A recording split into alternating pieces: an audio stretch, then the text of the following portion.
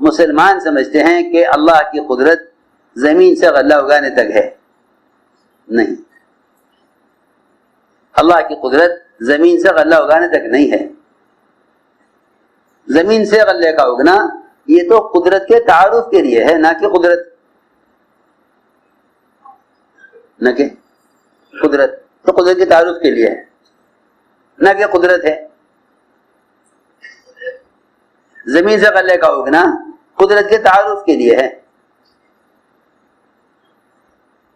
اللہ تعالیٰ نے نمرود کے غلہ بند کرنے کے بعد اللہ تعالیٰ نے مٹی سے بھری ہوئی بوری جسے گھر کی مرمت کے لیے لایا گیا تھا، اللہ نے اس ساری مٹی کو آٹے میں تبدیل کر دیا.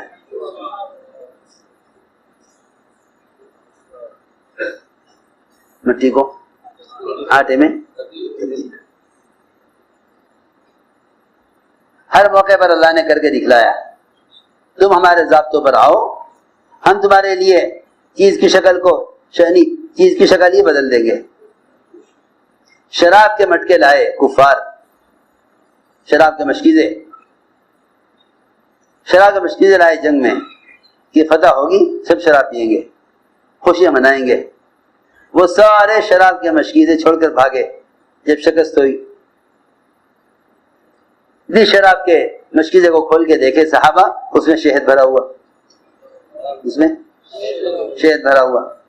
ایک آدمی بھاگا نہیں جاتا تھا. اس سے پوچھا، بھائی تم اتنے مشکیزے شہد کے کیوں لائے تھے؟ کیا تمہیں شہد کی تجارت کرنی تھی یہاں جنگ میں؟ اتنا شہد کیا استعمال ہوگا اس کا؟ کیوں لائے اتنا شہد؟ اس نے کہا، ہم تو ایک مشکیزہ بھی شہد کا نہیں لائے، ہم مشکیزوں میں شراب بھر کر لائے تھے پینے کے لیے، لیکن شکست ہو گئی، ہم مشکیزیں لے کر بھاگ نہیں سکتے، اس لیے چھوڑ کر بھاگ رہے ہیں. کہا وہ تو سارے مشکیزیں شہد سے بھرے ہوئے ہیں. فرماتے تھے جنہیں اللہ کی ذات سے لینا آ جاتا ہے ان کا نام اسباب کے راستے سے لینے سے کاٹ دیا جاتا ہے. یہ نہیں کہ وہ اسباب ترک کر دیتے ہیں، اسباب تو اس لیے اختیار کرتے ہیں تاکہ لوگوں کے سامنے حاجت ظاہر نہ ہو. یاد رکھو، اسباب کا استعمال حاجت کو مخلوق سے چھپانے کے لیے ہے، نہ کہ خالق سے لینے کے لیے. اسباب کا استعمال حاجت کو مخلوق سے چھپانے کے لیے ہے، نہ کہ خالق سے لینے کے لیے. اسباب استعمال کیوں کیے جاتے ہیں؟ حاجت کو مخلوق سے چھپانے کے لیے. ہائے ہائے، لوگ سمجھتے ہیں اسباب اللہ سے لینے کے لیے ہیں. نہیں، جنہیں دینے کے لیے اسباب کی ضرورت نہیں، ان سے لینے کے لیے اسباب کو کیوں اصل سمجھا جا رہا ہے؟ جس ذات کو دینے کے لیے اسباب کی ضرورت نہیں، اللہ کو ضرورت ہے اسباب کی. جس ذات کو اپنے بندوں کو دینے کے لیے اسباب کی ضرورت نہیں، بندوں سے لینے کے لیے اسباب کو اصل کیوں سمجھے؟ جب اسے ضرورت نہیں دینے کے لیے تو ہم کیوں ذریعہ سمجھے لینے کے لیے؟ ہم کیوں ذریعہ سمجھے لینے کے لیے؟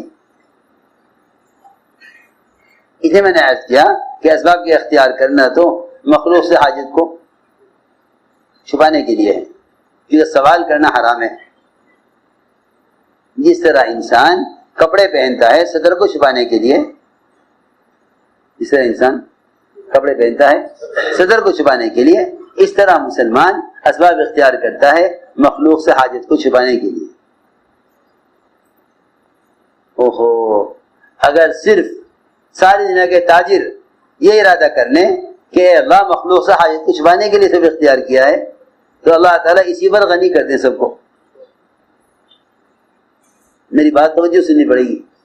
اللہ اسی پر سب کو غنی کر دیں. اللہ اسی پر، یہ صحیح روایت میں ہے کہ جو مخلوق سے حاجت کی چھپانے کی کوشش کرتا ہے، جو مخلوق سے حاجت کو چھپانے کی کوشش کرتا ہے، اللہ اس کو غنی کر دیتے ہیں. اللہ اس کو غنی کر دیتے ہیں. اللہ اس کو غنی کر دیتے ہیں. ہم تو اس لیے اسباب اختیار کرتے ہیں تاکہ مخلوق سے حاجت کو چھپائیں. بھائی ان کو ضرورت نہیں ہے، یہ تجارت کرتے ہیں، ان کو ضرورت نہیں کہ ان کا کارخانہ ہے.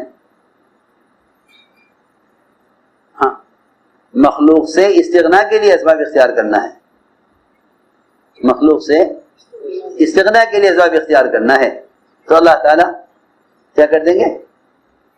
اللہ غنی کر دیں گے۔ صحیح روایت ہے، من یستغنی یغنیہ اللہ، جو اللہ کے غیر سے اپنے حاجت کو چھپائے گا اللہ اس کو غنی کر دیں گے، اللہ اس کو غنی کر دیں گے۔ جو مخلوق سے اپنے حاجت کو چھپائے گا اللہ اس کو غنی کر دیں گے۔ تو میں عرض کر رہا تھا کہ ابراہیم علیہ السلام نے جبرائیل سے مدد طلب نہ کی، حال یہ تھا، تقاضا یہ تھا اس وقت تو مدد لینی ہے، کیونکہ اللہ کی طرف سے آئے ہیں، اللہ کی طرف سے آئے، مدد لے کر آئے اور مدد پیش کر رہے۔ یہ امتحان تھا، یہ امتحان تھا۔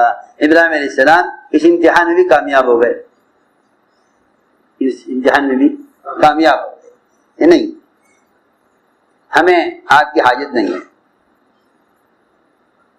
جبرائیل نے کہا مجھ سے نہیں کہتے تو اللہ سے تو کہو، مجھ سے نہیں کہتے تو اللہ سے تو کہو۔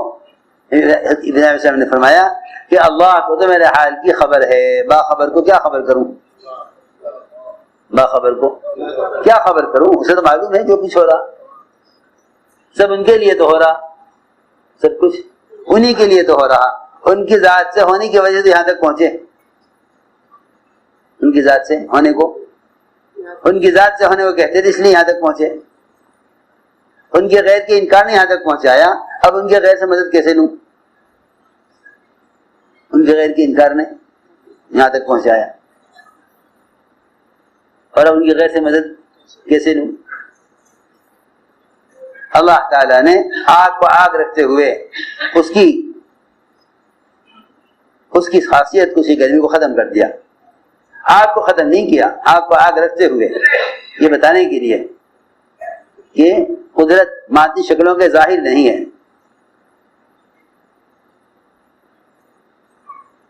بلکہ ہر چیز کی خاصیت اللہ کے قبضے میں ہے، ہر چیز کی خاصیت اللہ کے قبضے میں ہے۔ تم حکم پورا کرو، تم حکم پورا کرو، نفع نقصان ہمارے ہاتھ میں ہے، تم حکم پورا کرو، نفع نقصان ہمارے ہاتھ میں ہے، تم حکم پر چھری چلاؤ، ہم چلنے نہیں دیں گے، ہم چھری چلنے نہیں دیں گے، تم چھری چلاؤ، ہم چھری چلنے نہیں دیں گے۔ تم نے حکم پر چھری چلائی ہے، تم نے حکم پر چھری چلائی، ہم نقصان نہیں ہونے دیں گے، تم حکم پورا کرو۔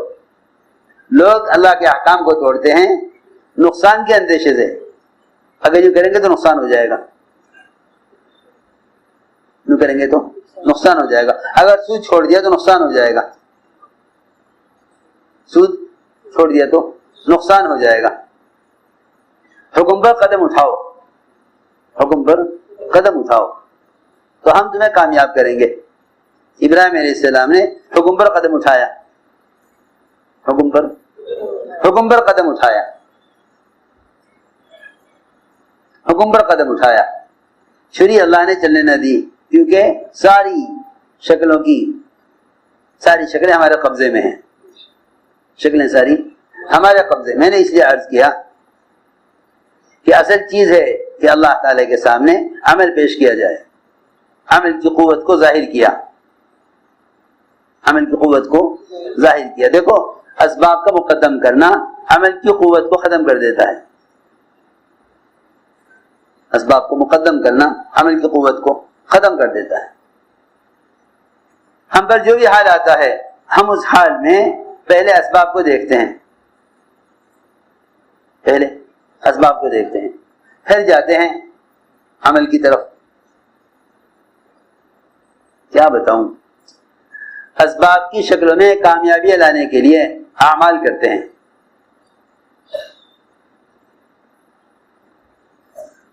اسباب کی شکلوں میں کامیابی لانے کے لیے اعمال کرتے ہیں، حالانکہ عمل سبب میں کامیابی لانے کے لیے نہیں ہے، عمل اسباب میں کامیابی لانے کے لیے نہیں ہے، بلکہ عمل براہ راست حاجت کو پورا کرانے کے لیے ہے،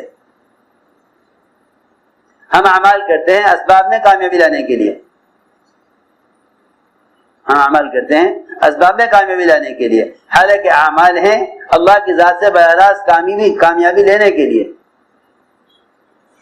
ہم اعمال کرتے ہیں اسباب میں کامیابی لانے کے لیے، اسباب میں کامیابی لانے کے لیے۔ یہی وجہ ہے کہ لوگ اعمال کی طرف جب آتے ہیں جب اسباب میں ناکامی آنے لگتی ہے، اسباب میں ناکامی آنے لگے، پیسہ لگایا دکان پر، دکان ڈوبنے لگی، اب آئے گا نماز کی طرف، اب آئے گا نماز کی طرف، یہ اب آیا ہے نماز کی طرف جب دکان ڈوبنے لگی۔ ہم اس وقت آتے ہیں عمل کی طرف جب اسباب میں عمل کے ذریعے کامیابی نظر نہیں آتی، پھر آتے ہیں عمل کی طرف۔ حالانکہ میں عرض کر رہا کہ عمل سبب میں کامیابی لانے کے لیے نہیں ہے، بلکہ عمل اللہ تعالی سے براہ راست کامیابی لینے کے لیے ہے۔ وہ چاہیں سبب دیں یا نہ دیں، وہ چاہیں سبب دیں یا نہ دیں۔ اللہ اکبر، بے شمار حاجتیں تو ایسی ہوں گی جنہیں اللہ سبب کے بغیر پوری کریں گے، کیونکہ سوچنے کی بات ہے جب حاجتوں کے پیدا ہونے کے لیے اسباب نہیں تو پورا ہونے کے لیے اسباب کیوں ہوں گے؟ عجیب بات ہے، حاجت کے پیدا ہونے کے لیے تو اسباب ہے نہیں، وہ تو خود ہی ہو جاتی ہیں، اور پورا ہونے کے لیے اسباب چاہیے، یہ کیا بات ہے؟ ہمیشہ یہ بات ذہن میں رہے، اللہ تعالیٰ کے یہاں حاجتوں کے بھی خزانے ہیں، حاجتوں کے بھی خزانے ہیں، وہ اپنے خزانوں سے حاجتیں لاتے ہیں۔ اگر عمل پر آ جاؤ تو اللہ حاجتیں پیدا ہی نہ کریں، اللہ حاجتیں پیدا ہی نہ کریں۔ اس زمانے میں ایسی بیماریاں ہیں کہ جن کا نام بھی کوئی نہیں جانتا، ڈاکٹروں کو بھی فرضی نام رکھنے پڑتے ہیں۔ جو بیماریاں 10 سال پہلے نہیں وہ آج ہیں، جو بیماریاں 50 سال پہلے نہیں وہ آج ہیں، ڈاکٹروں کو نام رکھنے پڑتے ہیں نئے۔ بعض بیماری کو تو کبھی نام ہی نہیں ہوتا، کہتے تھے یہ تو نئی بیماری ہے، حالانکہ جسم پرانا ہے، نئی بیماری کیوں پیدا ہوگی؟ معلوم ہوتا ہے کہ ایسا نہیں ہے کہ بیماری تھی تو اسباب نہیں، بلکہ اللہ رب العزت بیماریاں خود پیدا کرتے ہیں۔ اگر عمل پر آ جاؤ تو بیماریاں پیدا ہی نہ ہوں، کیونکہ ہر عضو کی بیماری کا پہلا سبب اس عضو سے گناہ کا ہونا ہے۔ جس طرح نئی شکلیں گناہوں کی پیدا ہو رہی نا، اس طرح نئی شکلیں بیماریوں کی پیدا ہو رہی۔ بیماریوں کی نئی شکلیں اس لیے ہیں کہ آدمی اعضاء سے نئے گناہ کر رہا ہے۔ جتنے نئے قسم کے گناہ کرو گے اتنی نئے قسم کی بیماریاں آئیں گی۔ ہر عضو کی بیماری کا پہلا سبب اس عضو سے حکم کا ٹوٹنا ہے، اس عضو سے حکم کا ٹوٹنا ہے۔ ہر عضو کی بیماری کا سبب اس عضو سے حکم کا ٹوٹنا ہے، اس لیے کہ انسان کی تخلیق کی بنیاد اللہ کی عبادت ہے۔ انسان کے پیدا کیے جانے کی جو بنیاد ہے وہ اللہ کی عبادت ہے۔ وما خلقت الجن والانس الا ليعبدون۔